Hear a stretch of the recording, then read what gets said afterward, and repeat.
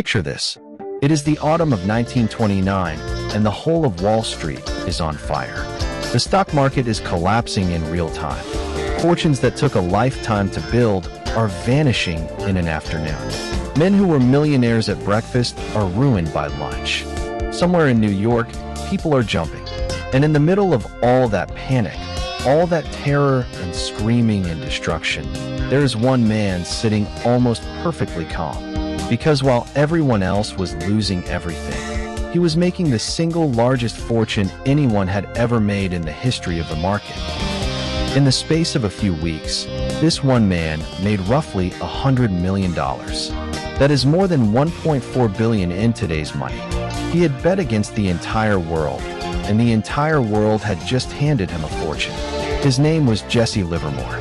And here is the part almost nobody tells you. Within 5 years, all of it would be gone. Not most of it, all of it. This is the story of the man who won the biggest bet in financial history and then lost every single cent. And what that tells you about money and about yourself, that is far more important than any tip about how to get rich. If you are the kind of person who wants to actually understand money and wealth, the real psychology underneath it, without the hype, without the gurus screaming at you to buy something, then this is your channel. We tell the true stories of how people build wealth quietly, and just as often, how they blow it up. Take a second to subscribe, because this one will change how you think about the money you already have. To understand how Livermore got to that calm chair in 1929, you have to understand who he was, because he did not come from money. He was born on a farm in Massachusetts in the 1870s, and he ran away from that farm as a teenager with a few dollars in his pocket. He got a job chalking stock prices on a board in a brokerage office, and while he did it, he started to notice something. He noticed that the numbers moved in patterns, that prices had a kind of rhythm, a psychology to them, driven by fear and greed. So he started betting on those movements in what they called bucket shops, which were basically legal gambling halls for stock prices.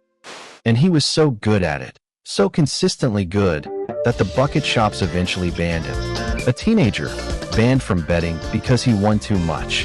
That was the beginning of the legend they would later call the boy plunger. And here is what made him different, what made him genuinely great at the thing he did. Livermore understood, long before it was fashionable, that the market is not about numbers at all. It is about emotion. It is about human beings in a crowd being greedy at exactly the wrong moment and terrified at exactly the wrong moment. He built his entire method around reading that crowd and betting against its worst instincts. When everyone was euphoric and certain the good times would last forever, he got cautious. When everyone was in despair and certain the world was ending, he leaned in. He was a student of mass psychology dressed up as a stock trader. And that is exactly the skill that set him up for the biggest score of his life. Because by 1929, Livermore looked around at America and he saw something almost nobody else wanted to see. The 1920s had been a party. The stock market had gone up and up and up. Ordinary people, barbers, shoe-shine boys, taxi drivers, were pouring their savings into stocks and borrowing money to buy even more. Everyone was certain. Everyone was a genius. And to Livermore, that certainty, that total absence of fear, was the most dangerous sign in the world.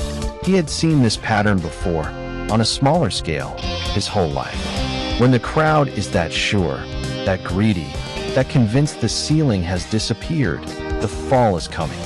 So he did something that took an almost inhuman amount of nerve. He started betting, quietly, massively, that the entire market was about to crash. Now think about how lonely that position was.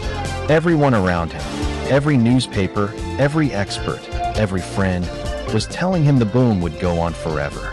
And he was putting a fortune on the exact opposite.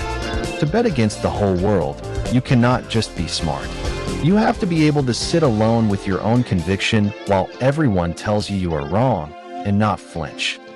And Livermore did something clever to protect that bet. He knew that if the big players on Wall Street saw the famous Jesse Livermore shorting the market, it might tip his hand or move against him. So he hid. He spread his trades across roughly 100 different brokers so that no single person, nowhere, could see the full size of what he was doing. Each broker saw only a small piece. Only Livermore saw the whole picture. The biggest bet in history, split into 100 quiet little pieces so that nobody could read his mind. And then, in October of 1929, it happened. The market broke, and it did not just dip. It fell off a cliff.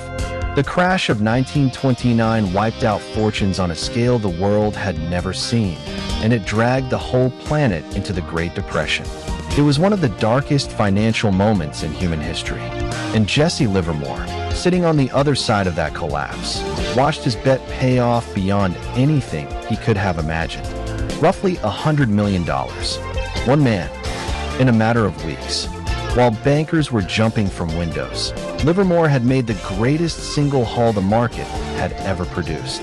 The story goes that on the worst day of the crash, he came home, and his wife, who had heard the news and assumed like everyone else that they were ruined, was in tears, terrified they had lost everything. And he had to tell her that no. In fact, they had just had the best day of their financial lives. That is how far outside the crowd he was standing. The whole country was drowning, and he was richer than he had ever dreamed. He became a legend overnight. The papers called him the Great Bear of Wall Street, the man who had profited from the ruin of a nation. A bear, in the language of the market, is someone who bets that prices will fall, and Livermore had just become the most famous bear who ever lived. And here is a detail that tells you just how strange and how dangerous his position was. He was so associated with the crash, so publicly the man who had won while millions lost, that he received a death threat. A real one, serious enough that he could not just shrug it off. He had to hire bodyguards to protect himself and his family. Think about that for a second.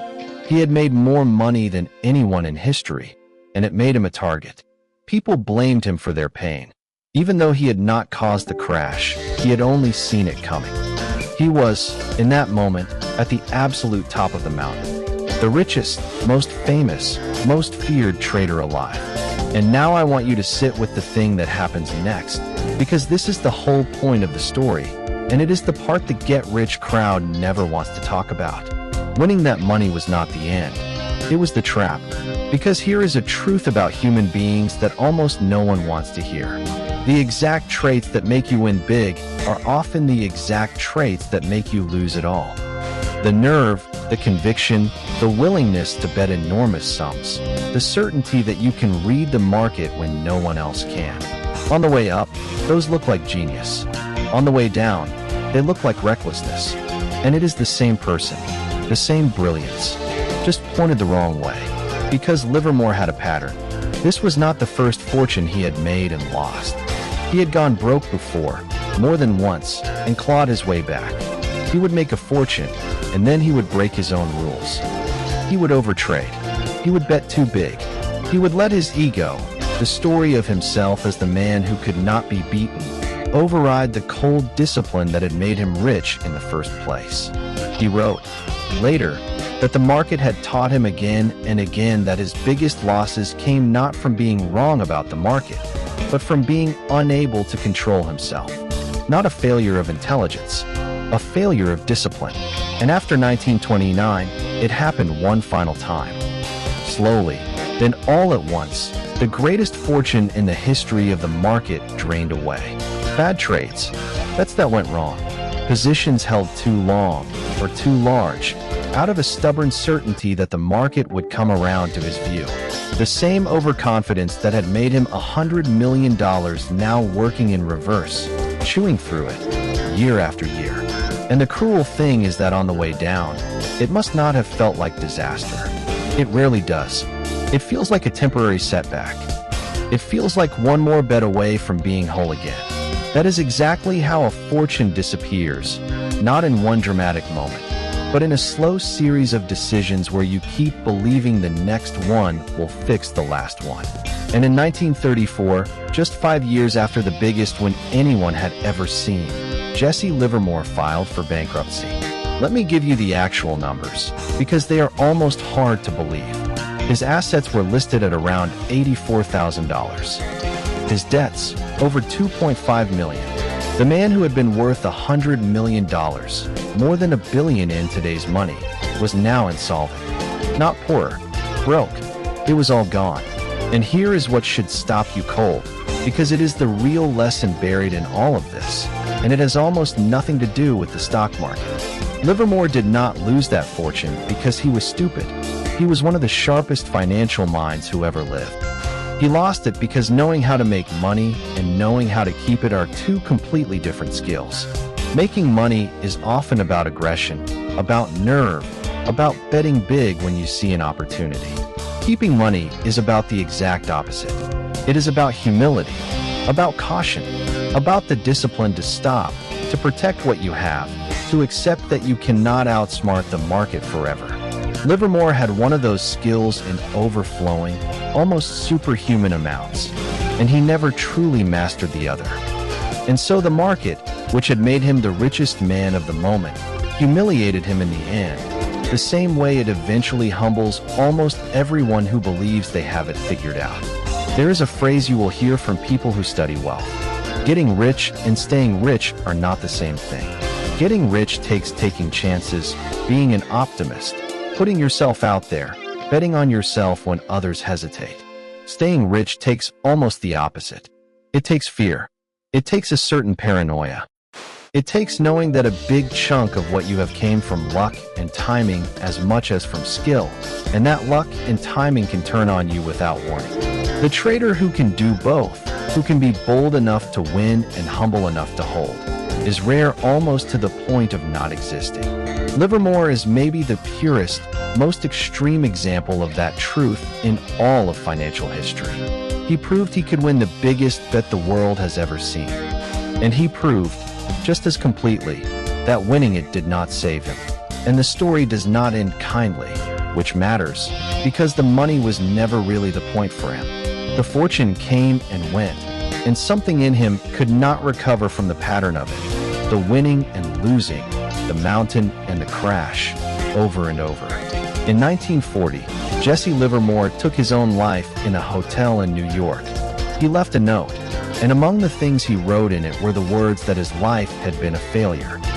The man who had, for one brilliant moment, beaten the entire market, died believing he had lost.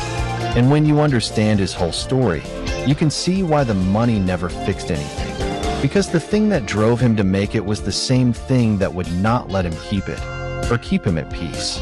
So here is what I want you to take from this, and it is not a trading tip, because Livermore's entire life is a warning against thinking there is a trick that saves you. The market, and money in general, humbles everyone eventually.